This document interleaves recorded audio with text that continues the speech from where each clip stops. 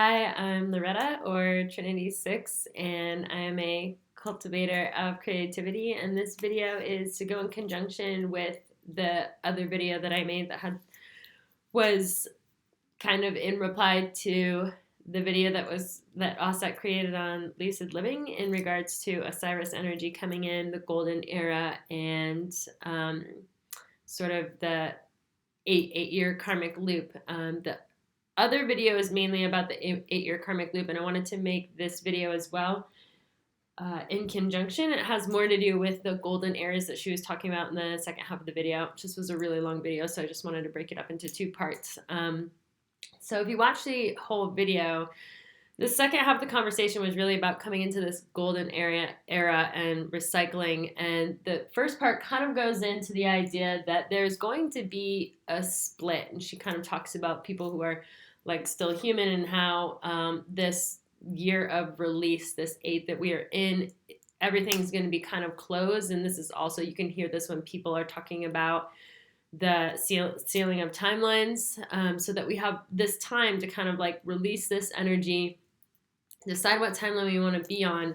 And then 2020 is the year, the reset year, that we really, the divide really starts to happen. And once you're on one path, you're like on one path. And if you haven't quite made it into the shift yet, then you'll just remain on the path that we've been on, which is in the third dimension. So she doesn't really talk a lot about 3D and 5D. And the message really resonates with me, what she's talking about. But I kind of saw more of it as this split between 3D and 5D. She's kind of talking about human consciousness being kind of separated and split in a way, but this is just my personal perspective and interpretation of the information that she delivered. So I had explained kind of in the other video, and she had explained that we are in this infinite 8-year karmic loop, and we have been for a really long time. This is kind of how existence has been.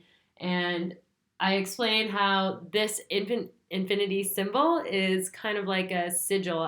The first thing I saw was like associating this infinite karmic loop that we get, that we're on, as a sigil, and then it's sort of embedded in your subconscious mind that you're always kind of in this karmic loop, and you can't escape the loop. You have the ability to reset the loop, but not escape it. And so the other video I made was really about the idea that don't let the infinity symbol embed, that you can actually pinch that and break it, and then when you remerge the two separate pieces together, the two sides of the infinite loop, if you split it in the middle and merge them together, what you get is this I. So the two splitting, I would say the splitting of human consciousness, in my perspective, is people that are going to stay in the 3D that already exist here, people who, aren't really paying attention to wanting to make changes in their lives to get to the higher vibrations, and they're kind of staying in these lower vibrations and lower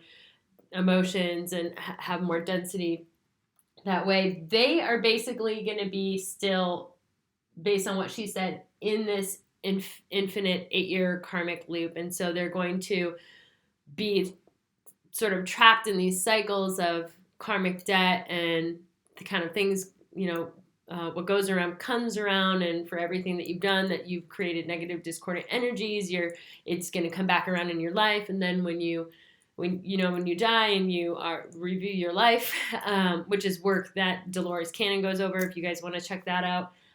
During that review, that's also when you're going to have to deal with people coming to you, souls coming to you, and you basically get a review of how they felt when you created all this discordant energy. And it's all this stuff that basically, like, you didn't really transmute properly during your time on earth. You didn't transmute this. You kind of, for a lot of us too, we have situations where things have been negative, discordant, and it happened in the past, and it's like you just don't talk to that person anymore, the situation's over, and you just never revisit it.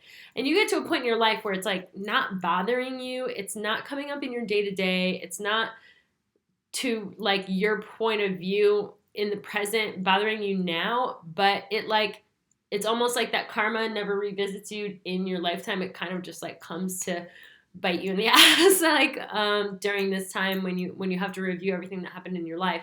So part of what I talk about in the other video when we're talking about splitting this infinite cycle and breaking it up so that you don't have to feel trapped within this karmic program is about using the law of forgiveness. And the law of forgiveness allows you to transmute these energies.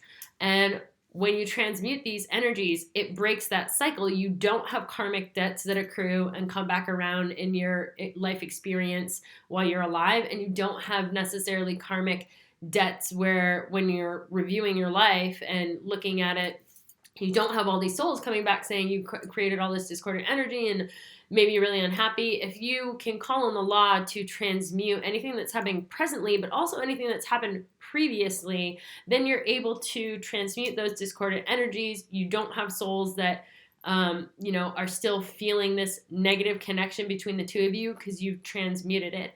And so she was saying, year 2020, it was funny because she said 2020 perfect vision. And, when we merge these together, when we break that cycle and make it into something new, what we get is this I, which is, hopefully perfect vision. And the perfect vision is really being able to, I think, also start to really open that third eye and be able to come commanders of this light. And so she speaks in the second half about the golden era coming.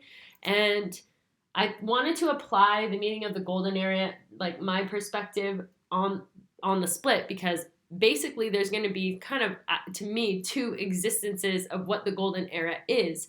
And so she talks a lot in the video about sort of these elite groups. Well, initially she talks about the recycling of eras and how, there's all these eras within the last century where they kind of have their own vibration. They have their own field. They have their own sort of resonance. And to me, that's like, each individual one is almost like an individual string, and each one has its plucked for each one. It has its own tone. Like she said, it has its own resonance. And so we're going through all the decades, the 90s, the 80s, the 70s, 60s, 50s, and so on and so forth. And they all have this individual tone to them, this individual vibration. And so what she was saying is she imagines that there's just a recycling of this, and she sees that by noticing the patterns, especially with sort of entertainment in this elite group industry, that basically these elite groups bring you back to images, sigils, or through the subliminals of the 90s golden era to keep embedding you in infinite loop of their golden era. Okay, that was my idea, but she basically was saying 2021 will loop back to 1999, and she's seeing the patterns because there's like a lot of regurgitation of 90s music, 90s styles, 90s entertainment, and they're like remaking or rebooting a lot of these things. And so my interpretation of that is that when you're staying in the third dimension and you don't know anything about transmuting or working with light, or being your own like divine God being and manifesting whatever you want in your life, basically when you see this recycling eras in the third dimension, these elite groups, like we'll just say for one example, some of these people in entertainment or the entertainment industry itself is going to regurgitate a lot of these things in the 90s. And she was saying because the 90s was really considered a golden time, a golden decade. And the reason they want to bring you back to that, in my perspective, is they want to keep embedding you in this infinite loop of their golden era. So the 90s was a golden era for a lot. So these groups that are making resurgences and things that are getting remade and people that are coming back that were really popular in the 90s and they're kind of having their whole careers refreshed. Basically, this elite group is putting themselves, recycling themselves back to the top. They're all getting all of this energy and power just recirculated back into these programs that they ran in the 90s. They're not even like creating new ones. They're just resurging with, she was talking about like Destiny's Child and Sister and just all these things that were really popular that got a lot of really good energy and momentum and materialized a lot of stuff in the physical world for those people. They're basically getting there's another golden era. And it's not necessarily you. You don't necessarily benefit from these people making a resurgence. What happens is because you remember the periods of the 90s as being this really fun time, sort of golden time, when a lot of good things are happening. Like usually when you think of the 90s, there's a lot of like good vibrations that you have with the 90s. There was a lot of new tech coming out at that time. Like life was really like, to me, sort of advancing at a much faster rate than it had in some of the previous decades. What that does is, especially with entertainment and music, because there is a lot of subliminals, I think, like in the messages of music and just with the tones and the sounds that they use. Basically, if you revert and you just like are like, oh, I'm watching this show that I used to watch in the 90s and it's making me feel the way I did in the 90s, it's making you feel really good. But what it's doing is perpetually putting you in this state of being so like focused. They're giving you all these avenues to be completely distracted from finding your real power, your real sovereignty, the real way for you to be able to be, you know, as some people might say, exit the matrix, but to really become a master of what it is to be part of this construct. It's like, you know what? We don't want you to figure out how to master the construct. We're masters of the construct. And how we're going to do that is we know that you really enjoyed the 90s and it made you feel really good.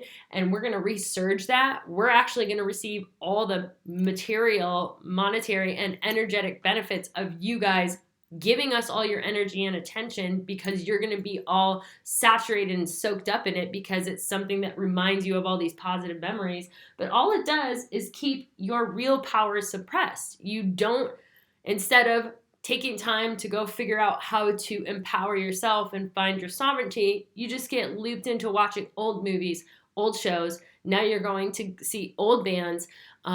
You know, and not to say that the entertainment that they provide or the shows that they're going to make aren't going to be good, but it's a complete distraction. Like it's not, all it does is basically it's like making your present, it's going to, in the present time now, it's going to make your future the past, which is almost like its own little infinite loop. Like presently in the future, this golden era is going to take us into the past.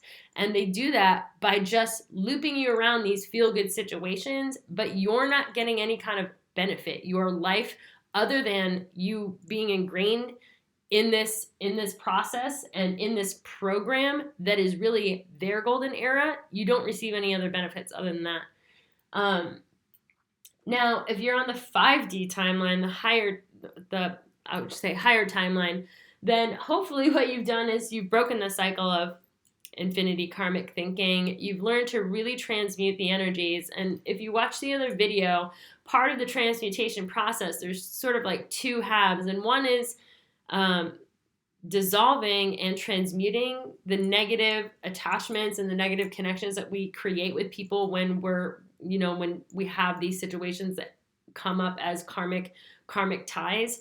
And when we break that, we merge together our left and right, and we get this clear vision.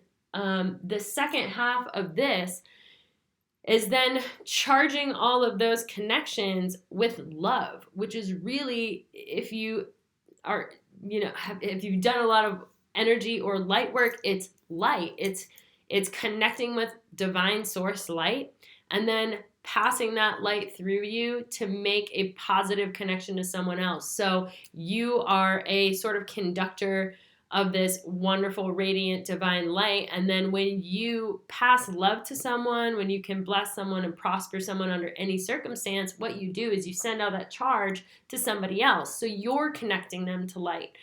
They may not know yet how to connect to a light source themselves, or that they are a divine light source, but what you're doing is charging somebody, making them aware of it. You're basically creating a new network for us to be connected to. And in this 5D, you might be having experiences with other people that are in 5D, in which case they would completely probably understand the energetic connection that comes with connecting people through sending positive energy or a sort of love vibration, a high vibration frequency.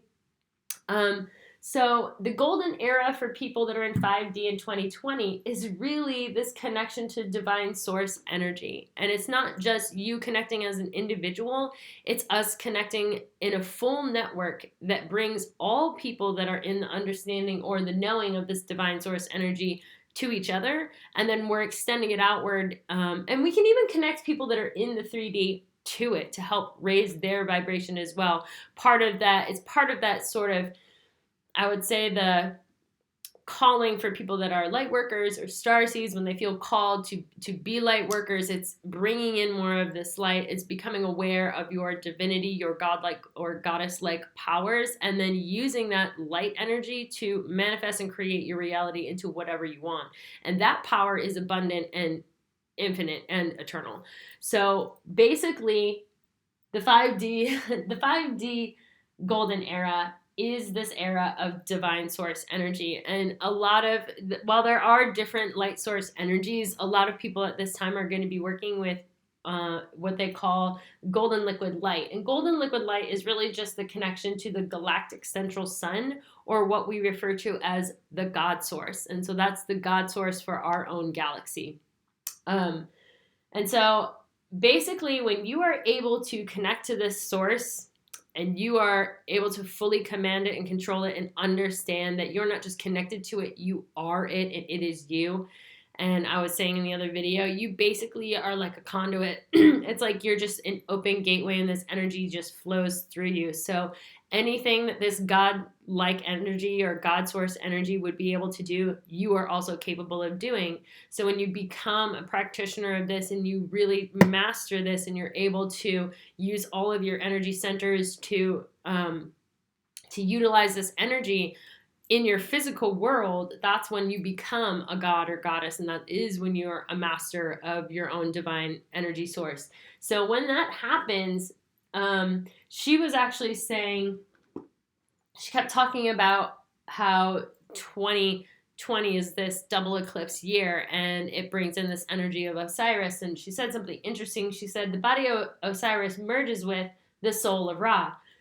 And my interpretation of that is, it's almost like the soul of Ra is light. That is light energy. And then the body of Osiris is like the body that we have here in the physical world.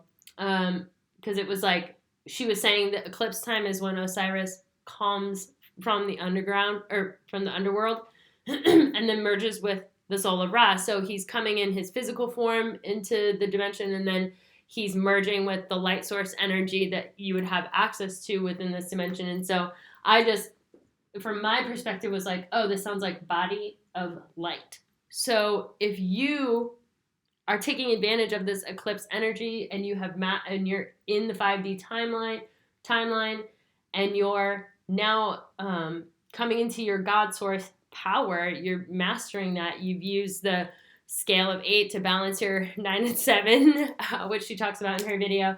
You are becoming this God source energy, and you are capable of infinite amounts of things. And when you're God source energy, what you really are is a body of light. And if you're connecting to our galactic God source, that is this golden central sun. So that's this golden era, and you are connected to this golden light source. And it was funny because she kept saying, like, double crown, like you have to double crown yourself. And I was like, I almost feel like this is the double crown, you know, when you are merging your physical body with the powers of this light source. That's almost like you're understanding that your body is the same as the body of a god. You know, you have the powers of Osiris or any other god in your physical body, and the energy that you use when you utilize those powers, if you will, is this light source. So your double crown is understanding that your physical body is capable of all the same things that any god that has ever been described that we know of on planet Earth, and the abilities that come within those physical bodies of any god that you believe has been present here on Earth, comes from this divine light source. So the double crown during the golden era for 5-dimensional people is going to be what she refers to as this double crown, this merging of your physical body with this light source. And so it's really an idea of 3D people being suppressed versus 5D people finding their sovereignty. And I think it's really important, the stuff that she was going on about the entertainment groups and these elite groups, because she was talking about how some of these people, they just like have these agendas that sort of perpetuate, and perpetuate. And, celebrities have this really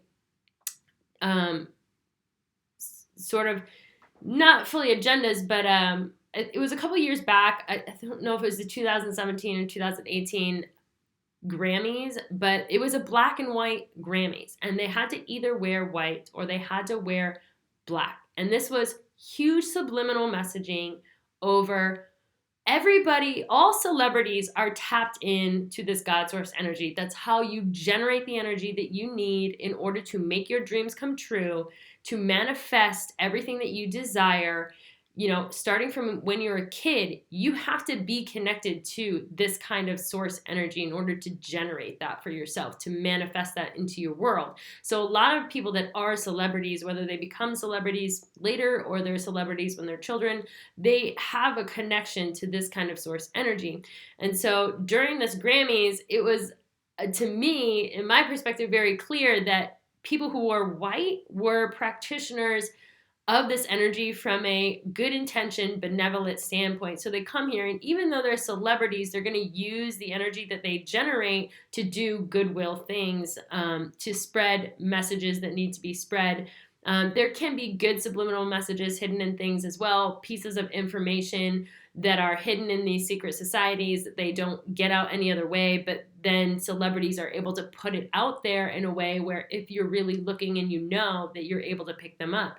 And then the people that wore these black are the sort of darker practitioners. And if they're all not, it could be subliminal. It could have been that everybody was aware. And I don't want somebody to come back and be like, oh, they wore black, but they're not a bad person. It's really not. It's just about what people are doing with the energy. And then if you have a look, whether they were wearing white or whether they were wearing black, look at what kind of archetypes are they playing in their movie roles? What kind of messages are you picking up in these shows or in this, I think it was the Grammy. So it's like, what kind of messages are you getting from the music? What kind of tones? Like when you listen to the music, how does it make you feel? Like there are a lot of hidden messages in that kind of stuff. And so anyway, I feel like all celebrities are connected to this power, but it's your choice of whether you're using it benevolent or malevolent, or not even malevolent, but are you just using this as a way to just keep cycling around, you sustaining all this power and having all this control and being fed all this power from other people, from people like us, and we're not learning anything on how to become that way. We just keep getting suppressed. So these celebrities just come down here and they have these lives, and then it's possible that they just incarnate and come back here again because it's a great place to be if you're always on top. And so it was like she was saying, people, a lot of this information just gets hid. But I think from some avenues within some of these elite groups, you can be getting information that can really excel you, but they're not necessarily just going to come out and be like, yeah, you do this, this, and this, and like you'll get connected, and then you can do this, this, and this, and you can manifest anything you want. A lot of that information tends to come from other sides. Honestly, in most recent news, Terrence Howard is one of the few celebrities I think that's really come out and just distinctly been like, yeah, that, this is the name of the game and I'm not playing this game anymore. And in a way, I feel like some of these people that come down here, like I was saying, it's not so black and white, like if they were black, they're bad and they know what they're doing. I think some of them just come down, they just are generating all this energy, but then they don't even realize that this kind of lifestyle can just sometimes keep other people suppressed. Somebody could be, there was another thing that they had said earlier, like Roseanne Barr, I think, did an interview and was kind of like insinuating that like some celebrities are like controlled. So like they don't even have control. Like they're basically like come down here and then they just have these lives where they end up on top and they don't even realize that a lot of the work that they're doing is just a distraction for people like us or a suppressor for people like us. And then it's like at some point they wake up and they're like, oh shit, like my whole life is like, preventing other people from being able to have lives like me. And so you have to like know that within any and all groups, there are both sides. There's positive, negative, good and bad, and people that understand what they're doing. And there's people that just do stuff and have no idea what they're doing. So I don't think it's always like point the finger and say, oh, it's your fault, you knew what you were doing and you're suppressing people. It's just kind of built within the industry. And so That's why I just want to say, it can be images, it can be sigils, it could be subliminals. You really have to like use your own discretion and be really aware. Look at the hidden messages and things.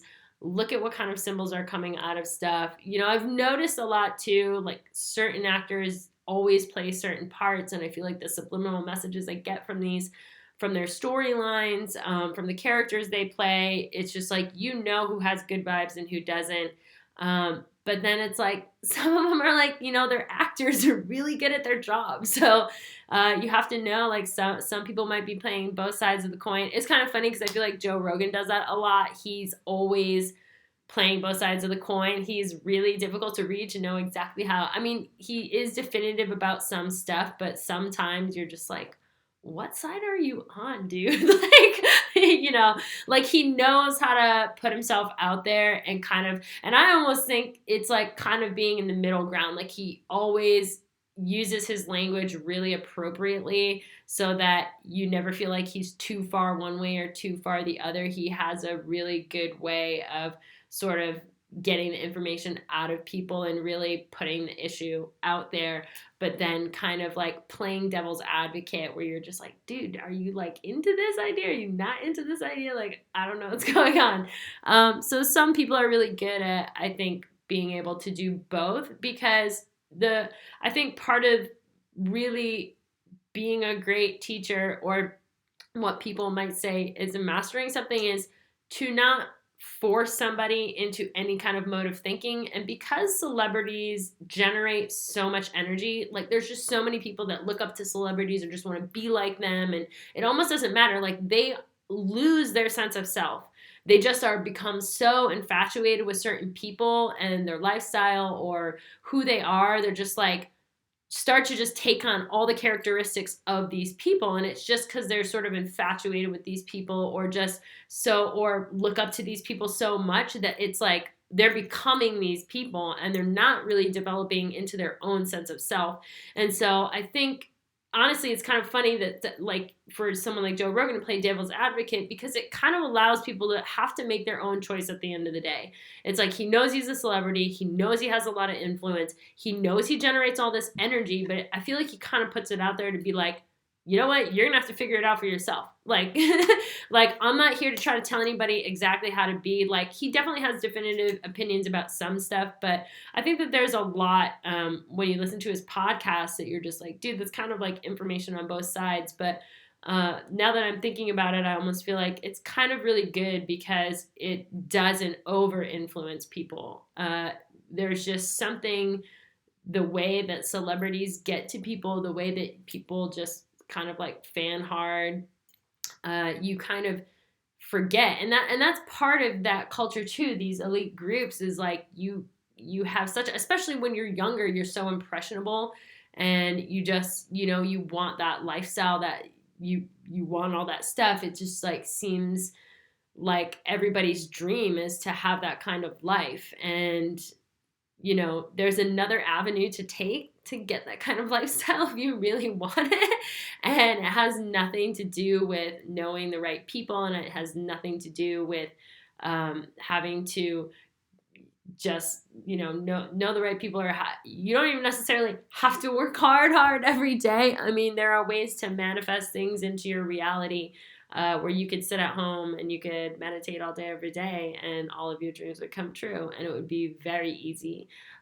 So there are different ways to get to the same places, but this main topic was really about the split, knowing whether or not you are in 3D or 5D, and then understanding the difference of what you might see from one perspective as the golden era starting in 2020, and then from another perspective of what you see as the golden era, from a different dimension. And, when you are able to look at this recycling of eras, you're really able to detach yourself from getting caught up in these programs that these elite groups really want to keep you embedded in. And so the difference, actually, I was thinking too about each individual era being like a plucking, like it has its own vibe, it has its own feel, it has its own resonance. And you know, they spent all this time in the last century plucking all these individual strings, and then if they're recycling, it's just like re-plucking the string that you've already heard, that you've already played. It's just a re-resonation of that same energy. And I kept thinking the other day, I was like, you're right, like each one has its own feel, its own kind of vibration, its own resonance. And the first thing I thought too is like in the beginning of the century, it was, or you know, like in 2000, it just was like didn't seem like it had any kind of tone at all. And the only thing I was thinking is as we shift into 5D, it was almost like each one of the strings got plucked for all these decades, the 90s, the 80s, the 70s, the 60s, and we're almost like tuning. It was almost just kind of like, or like each one of these strings was plucked so that we knew the resonance of it. And now cusping 2000, it was almost like making sure that all of those individual vibes were tuned. They were all just kind of like intermixed and nothing was really happening.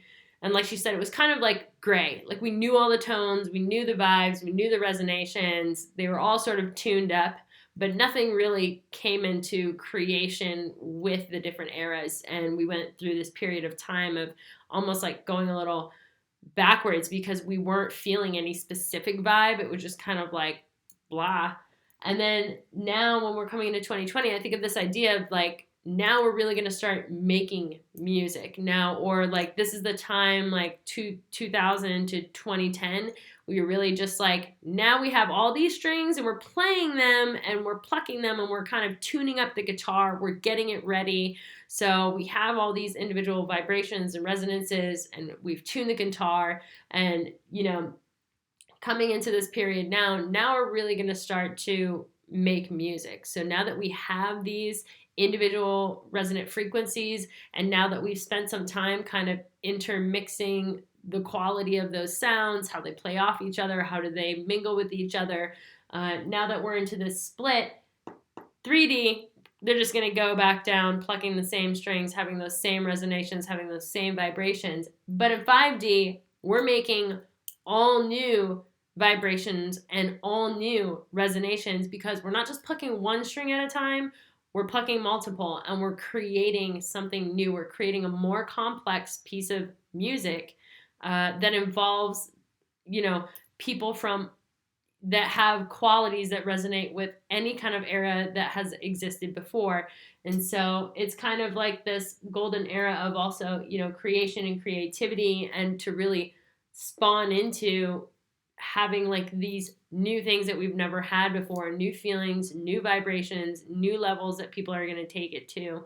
And so you have to either choose to hear what you already heard or you can choose to jump in and, you know, make something new. But this, you know, we got to create with each other. There, you know, you can't make a piece of you can't make a piece of music without plucking all the strings, but I think the idea is that we want to be able to pluck every string that we've created, so that we have something cohesive that really involves everybody.